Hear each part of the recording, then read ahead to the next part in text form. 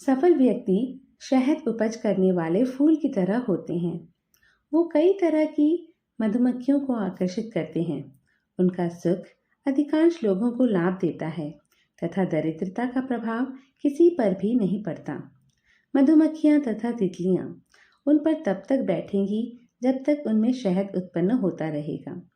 सफलता लोगों को इकट्ठा करती है और हार उन्हें बिखेर देती है।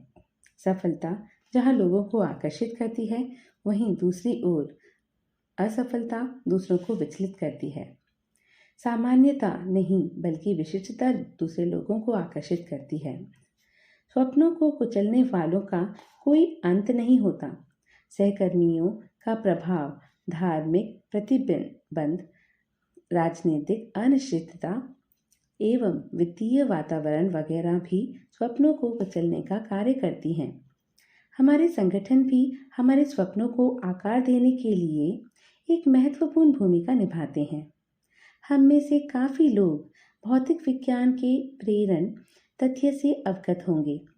जब एक पदार्थ का विद्युतीकरण हो जाता है, तब दूसरा पदार्थ जो उसके संपर्क में आता है, उसका अपने आप ही विद्युतीकरण हो जाता है। ऐसा ही हम मनुष्य के साथ भी होता है। ये कहावत है, एक जैसी सोच के लोग एक साथ ही रहते हैं। सिवाय कुछ असाधारण स्थितियों के अधिकतर समान विचार वाले लोग साथ ही रहते हैं। वे एक दूसरों को आकर्षित करते हैं। उनके गुण तथा आदतें बहुत मेल खाती हैं। लोग जिस तरह की दोस्ती के माहौल में रहते हैं, वो उनकी आदतों में झलक जाता है। खासकर किशोरावस्था की अवस्था में सहकर्मियों का प्रभाव अन्य किसी भी साधन से अधिक प्रभावित होता है। सपनों के हथियारों की संगति आपके बड़े सपनों को हमेशा के लिए क्षति पहुंचा देते हैं तथा उसको फिर से उनके सामने जोड़ना असंभव हो जाता है। एक जहर की बूंद कुएं में समुचे स्वच्छ जल को नष्ट करने के लिए पर्याप्त है, किंतु यदि समान मात्रा में उस जल के शुद्धिकरण पदार्थ डाला जाए तो वह साफ करने के लिए पर्याप्त नहीं है। चाहे वो खुशबू हो या कलुषित बदबू, दोनों ही अपने आसपास के लोगों पर प्रभाव डालते हैं। आप अपने संगठनों की समीक्षा न करना भूलें। जब आपके स्वप्न कमज़ोर हों या जब आप अपने जीवन में किसी भी आशा को लेकर निष्क्रिय महसूस करने लगे, जीवन को रंगों से भरी हुई समझें, क्योंकि रंग काफ़ी रंगों को आकर्षित करते हैं। हर सपना कुछ नहीं बल्कि कुछ नया करने की भावना है और हर नवोन्मेष आत्म बदलाव लाता है। हमारी गलत संगति या चीज़ों से लगाव हमारी हार का मुख्य कारण बन सकती है। यहाँ 4 प्रकार के लोग हैं। पहला वर्ग उन लोगों से मिलके बनता है जो अपनी बीती यादों में रहते हैं। वे मुश्किल से ही अपने भविष्य के लिए कोई कार्य करते हैं। वे केवल अपनी या अपने पूर्वजों की कीर्तियों का गुणगान ही करते रहते हैं। वे दूसरों पर मानदंड ही लगाकर खुश रहते हैं। वे शायद ही कभी किसी की प्रशंसा करते हैं।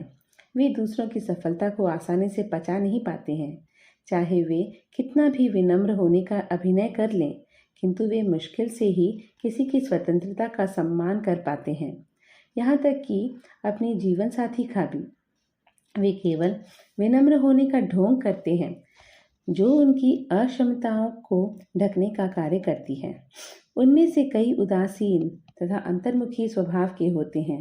इनका किसी से भी लगाव थोड़ा कठिन होता है। ये व्यक्ति केवल निराशा ही महसूस करते हैं तथा इनके सपने सीमित होते हैं।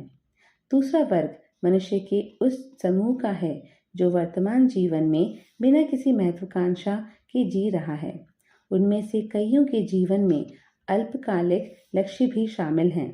वे परिवर्तन पर इतना विश्वास नहीं करते तथा उनके अनुसार दूसरों की सफलता मात्र उनकी अच्छी किस्मत के कारण है। वे आविष्कार तथा नवोन्मेष को प्रोत्साहित नहीं करते हैं। वे मीडिया तथा सहकर्मियों से सहजता से प्रभावित हो जाते हैं। उनमें शायद ही कुछ अनोखा होता है।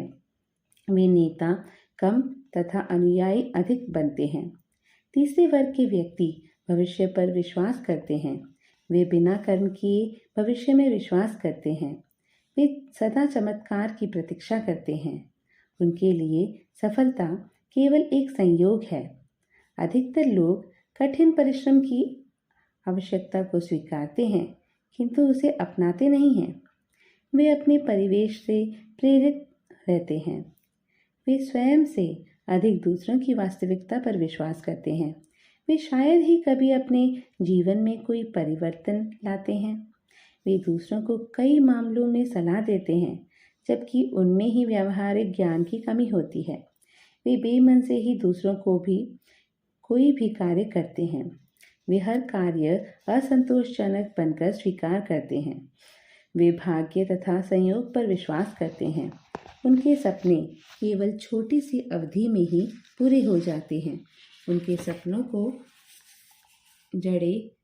की जड़ें अत्यधिक गहरी नहीं हैं तथा उनके अधिकतर सपने भी शायद ही साधित होते हैं।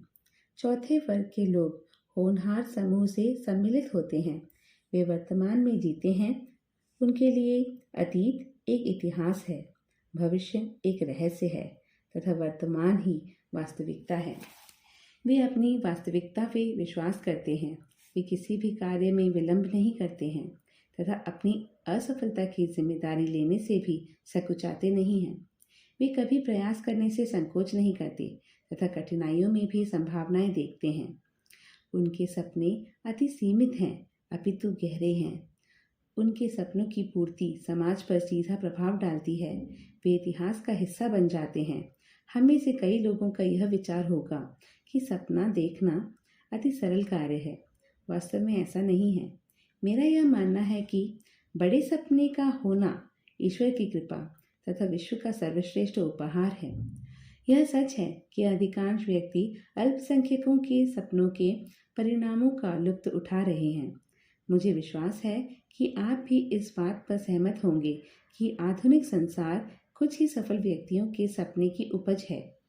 इस संसार में केवल 1% लोग ही सफल हैं। शेष या तो प्रयत्नवादी हैं या असफल। यह सच है कि वे 1% लोग अल्पदृश्यत, अत्यधिक मांग में तथा अति दुर्लभ होते हैं। साधारणतया अनूठी चीजें सामान्य मनुष्य की पहुंच में सहजता से नहीं आती। सामान्यतया हमारे जीवन में मार्गदर्शन और सलाह हमें अपने करीबी शानदार समुदाय से मिलती है तथा दुर्भाग्यवश यह शानदार समुदाय और कोई नहीं अपितु वही शेष 99% लोग हैं जो हम में हैं, वही हम बांट सकते हैं। जब असफल व्यक्तियों का मन अपनी विफलताओं के अनुभव से भरा हुआ हो, तब वे अन्य व्यक्तियों के सम्मुख भी केवल अपनी नकारात्मकता, निराशा तथा अपनी विफलता का कारण ही प्रकट करते हैं।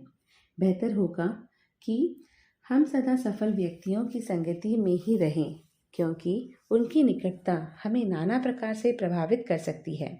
मनुष्य का मस्तक एक शार्क की तरह है।